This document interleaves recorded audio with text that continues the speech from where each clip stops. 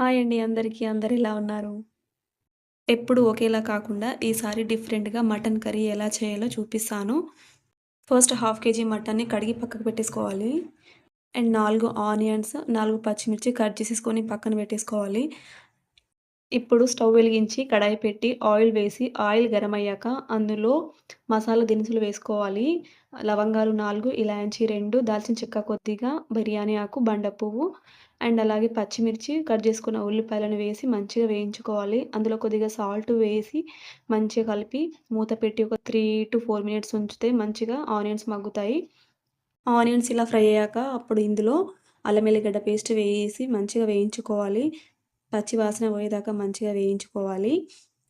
అల్లం ఎల్లిగడ్డ పేస్ట్ వేసిన తర్వాత పచ్చి వాసన పోయేదాకా ఉంచి దాని తర్వాత ఇప్పుడు అందులో కడిగి పెట్టేసుకున్న మటన్‌ని గూడా వేసి మంచిగా కలిపి మూత పెట్టి ఒక 10-15 మినిట్స్ మీడియం ఫ్లేమ్‌లో ఉంచాలి. ఇలా 15 మినిట్స్ ఉంచడం వల్ల మటన్‌లో ఉండే వాటర్ అంతా బయటకొస్తుంది. మీలో ఎంతమందికి మటన్ అనేది ఇష్టమో నాకు కామెంట్ చేయండి. నేను బంజారా స్టైల్ మటన్ కర్రీ చేశాను. మొన్న రీసెంట్‌గా మేమైతే మేకను కోసుకున్నాము. అందుకే ఇవన్నీ కలిపి పాలనేది ఇస్తారన్నట్టు. ఇప్పుడు జొన్న రొట్టె మీద ఈ కర్రీ వేసుకొని తింటే ఆ టేస్టే వేరుంటదసలు. అంత బావుంటది టేస్ట్. కరివేపాకు, పసుపు వేసి ఒక 15 మినిట్స్ ఉంచాం కదా! మళ్ళీ ఒకసారి మూత తీసి, ఒకసారి మంచిగా కలిపి, ఒక చిన్న సైజ్ టమాటాలు 2 తీసి కట్ చేసి ఇందులో వేసుకున్నాము. వేశాక టమాటాలు మంచిగా మగ్గాక అప్పుడు అందులో 2 టేబుల్ స్పూన్ల కారం, 1 టేబుల్ స్పూన్ ఉప్పు, 1 టేబుల్ స్పూన్ ధనియాల పొడి, half table spoon garam masala వేసి వెంటనే కలపకూడదు. మూత పెట్టి ఒక 1 మినిట్ ఉంచాలి. 1 మినిట్ అయ్యాక మూత తీసి మంచిగా ఒకసారి కలిపి అందులో మనం తగినంత వాటర్ వేసుకోవాలి. అంటే మీకెంత కావాలో అంత వాటర్ వేసుకోండి. నేనైతే 1 గ్లాస్ అండ్ 2 గ్లాస్ వాటర్ అయితే వేశాను.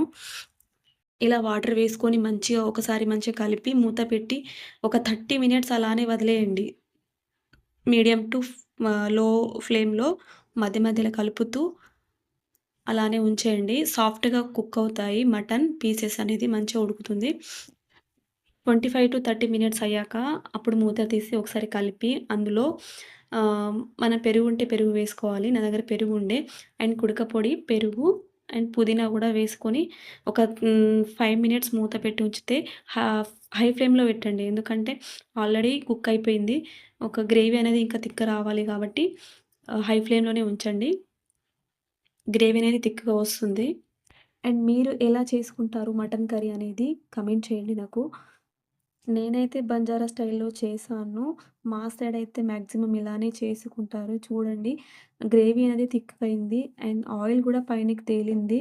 ఈ స్టేజ్‌లోనే మనం పైనుంచి కొత్తిమీర చల్లుకోవాలి. అంతే అండి ప్రాసెస్ ఎంత సింపుల్‌గా ఉందో. అండ్ మీరు గూడా ట్రై చేసి ఎలా వచ్చింది అనేది నాకు కామెంట్ చేయండి.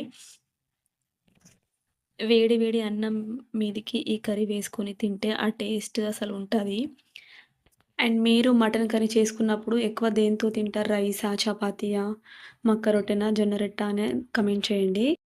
వేడి వేడి రాగి సంగటి మీద ఈ కర్రీ వేసుకొని తింటే ఆ టేస్టే వేరుంటదసలు. మీరు ట్రై చేయండి ఎప్పుడు చేయకపోతే. అండ్ నా వీడియోస్ మీకు నచ్చినట్లయితే ప్లీజ్